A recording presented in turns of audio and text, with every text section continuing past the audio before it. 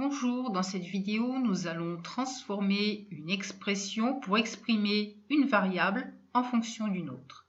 Cette méthode est très utile pour transformer des formules, par exemple en physique, lorsque l'on recherche la valeur d'une variable. Dans notre exemple, on nous donne la formule pour calculer le volume d'un cylindre.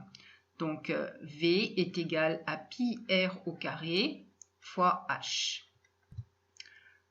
Grand V, petit r et h sont les variables de cette expression. Pi est un nombre réel constant. Grand V représente le volume du cylindre, petit r est le rayon de la base circulaire du cylindre et h est la hauteur du cylindre. Ici, on a exprimé le volume grand V en fonction de petit r et h.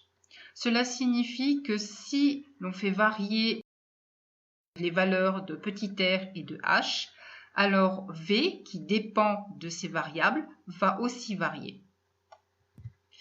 Notre première question, c'est donc d'exprimer la hauteur petit h en fonction de r et de v à partir de la formule de v.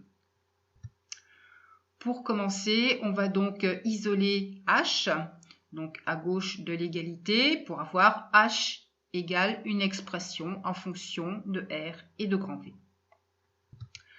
Pour cela, donc, je vais faire repasser pi r au carré à gauche de l'égalité. Il faut diviser les membres de cette égalité par pi r au carré. Je vais donc obtenir une nouvelle expression, c'est-à-dire v sur pi r au carré, qui va être égal à pi r au carré sur pi r au carré fois h.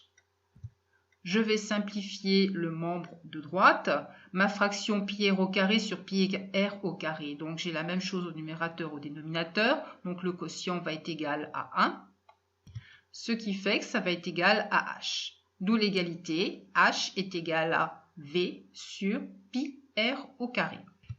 En conclusion, je viens d'exprimer h en fonction de petit r et grand V, et petit h est égal à grand V sur pi r au carré.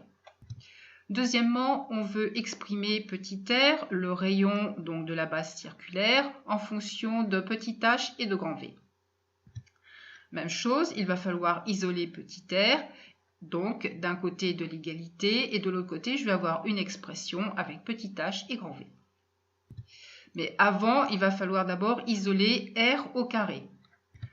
Pour cela, je vais faire passer pi h à gauche de l'égalité, ce qui revient à diviser les deux membres de mon égalité par pi h. J'obtiens donc v sur pi h est égal à r au carré, pi h sur pi h. Comme on l'a vu précédemment, cette fraction a pour quotient 1, donc c'est égal à r au carré. R au carré est égal à v sur pi h. On en déduit que petit r sera égal à la racine carrée de v sur pi h.